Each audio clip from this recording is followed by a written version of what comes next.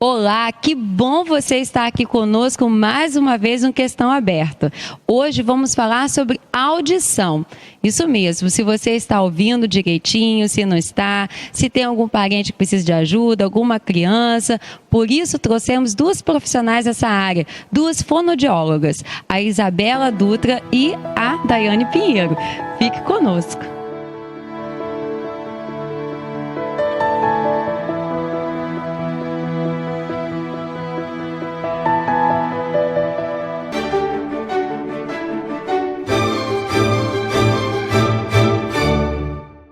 Bem, nós estamos aqui no Questão Aberta, né, Leandro? Para bater um papo legal hoje sobre essa questão da audição. Você está me ouvindo, Leandra? Estou, muito bem, e com fonos. Né? Por isso que nós trouxemos amigas para a gente bater esse papo, para a gente entender sala de aula, como que é esse comportamento dessas crianças, como que é percebido essa ausência de som. E para isso, vamos bater um papo super legal hoje com nossas amigas. Isabela, que nome bonito, hein? Lindo, lindo. Nós temos uma história legal. Isabela e Daiane. Por que, Daiane? Foi que fez aquele teste da orelhinha com o Samuel, lembra? Da orelhinha do Samuel, para ver a importância que tem a fono na vida das nossas crianças, né? Na vida do aprendizado, do desenvolvimento delas. É sobre isso que a gente vai conversar com o pessoal de casa e com elas hoje.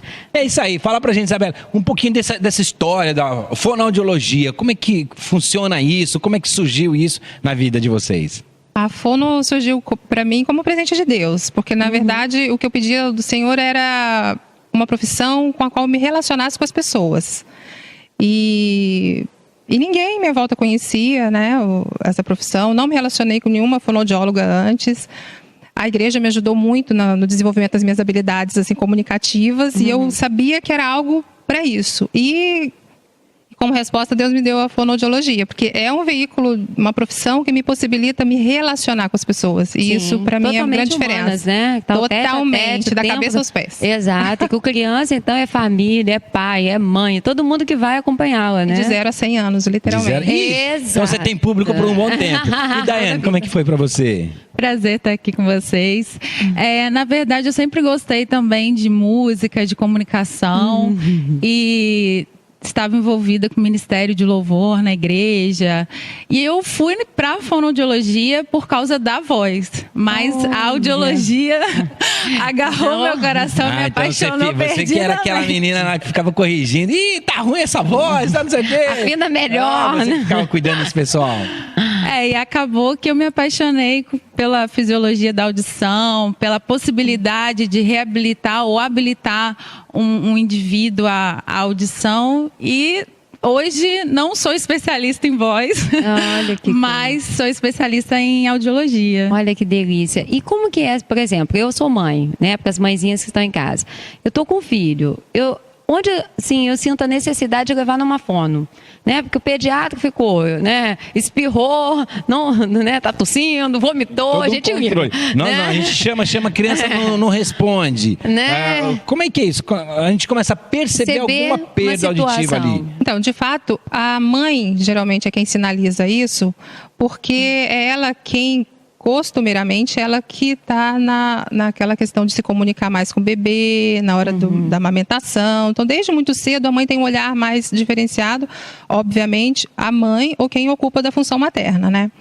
E as queixas, geralmente, iniciais, são relacionadas à fala, ao comportamento comunicativo da criança. Ou ela não só escuta quando quer, ou muita queixa, muito comum relacionada a isso.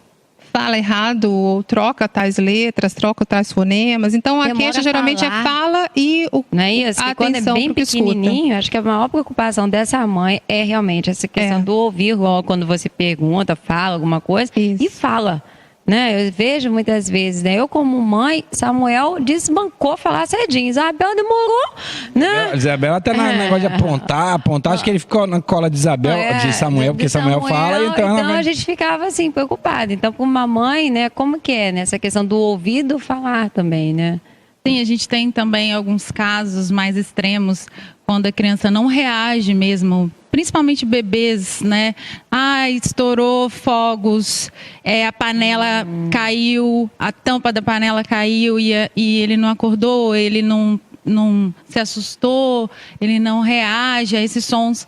Isso em casos de alterações mais severas, auditivas mais severas. Sim. Mas em questões de perdas mais discretas, é difícil, né? Essa semana mesmo a gente teve um caso de uma criança que a mãe chegou dizendo isso. Olha, tem uns 2 meses que eu estou percebendo, mas está variando, porque a audição, ela pode flutuar, principalmente se for uma questão de vias aéreas respiratórias. Então, ou por uma otite, quando essa otite piora, a audição vai oscilando. Então a mãe acha assim, não, ela estava ouvindo, agora ela já não quer me ouvir mais, ela não está me dando atenção.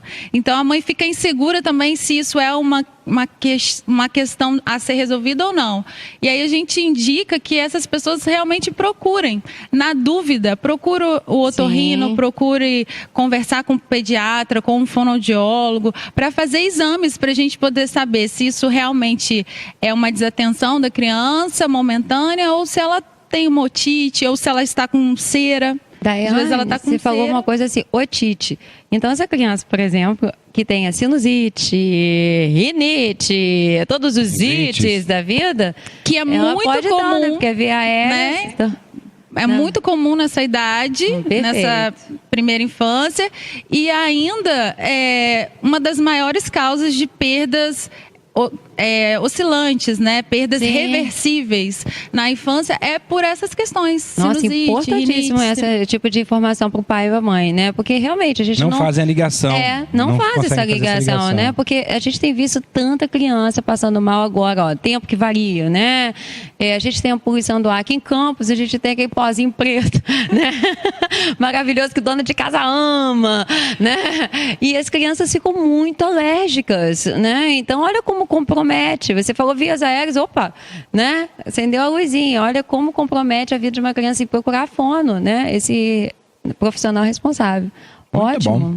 Tá joia, nós vamos dar um intervalinho rapidinho, mas daqui a pouquinho a gente volta com mais informação. Creio que você está nos ouvindo, né? Pra gente explicar um pouquinho mais sobre isso. A gente volta com Questão Aberta já já.